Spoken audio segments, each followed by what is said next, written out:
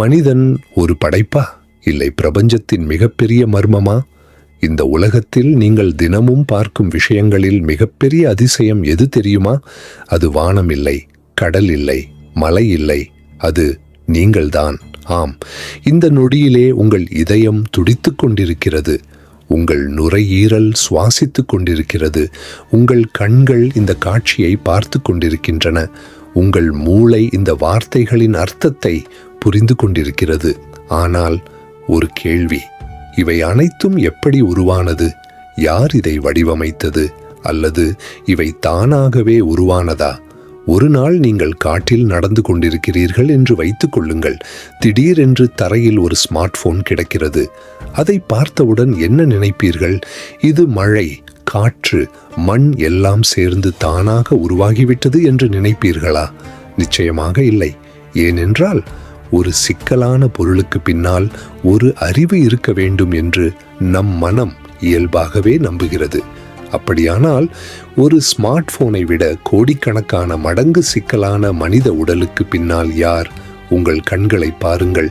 கடுமையான வெயிலில் வியர்வை கண்களுக்குள் போகாமல் தடுக்க புருவங்கள் இருக்கின்றன. தூசி உள்ளே போகாமல் தடுக்க இமைகள் இருக்கின்றன. கண்களை எப்போதும் ஈரமாக வைத்திருக்க கண்ணீர் சுரப்பிகள் இருக்கின்றன.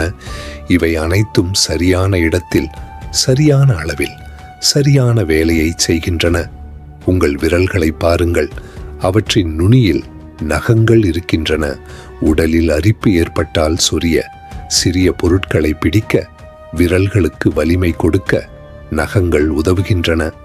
உங்கள் காதுகளை பாருங்கள். சத்தத்தை மட்டும் கேட்கவில்லை, எந்த திசையிலிருந்து வருகிறது என்பதையும் கண்டுபிடிக்கிறது. உங்கள் இதயத்தை பாருங்கள். நீங்கள் தூங்கும் போதும், வேலை செய்யும் போதும், சிரிக்கும் போதும், அழும்போதும் ஒரு நொடி கூட விடுமுறை எடுக்காமல் வேலை செய்கிறது.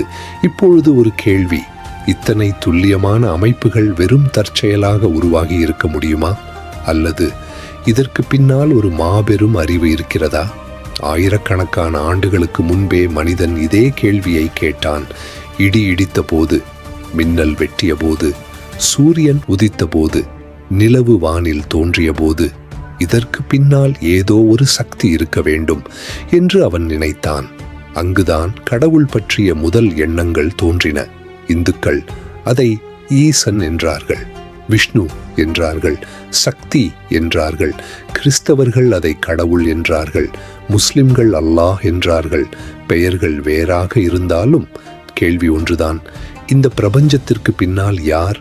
ஆனால் அறிவியல் வேறு ஒரு கதையை சொல்கிறது. பல கோடி ஆண்டுகளாக நடந்த மாற்றங்கள், இயற்கை தேர்வு, பரிணாம வளர்ச்சி, இவற்றின் மூலம் மனிதன் உருவானான் என்று அது கூறுகிறது.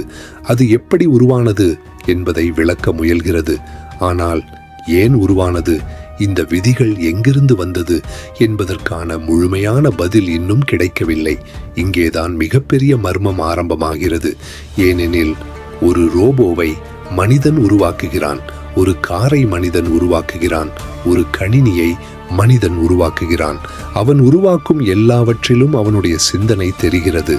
அப்படியானால் மனிதனில் தெரியும் இந்த அற்புதமான வடிவமைப்பிற்கு பின்னால் யாருடைய சிந்தனை இருக்கிறது?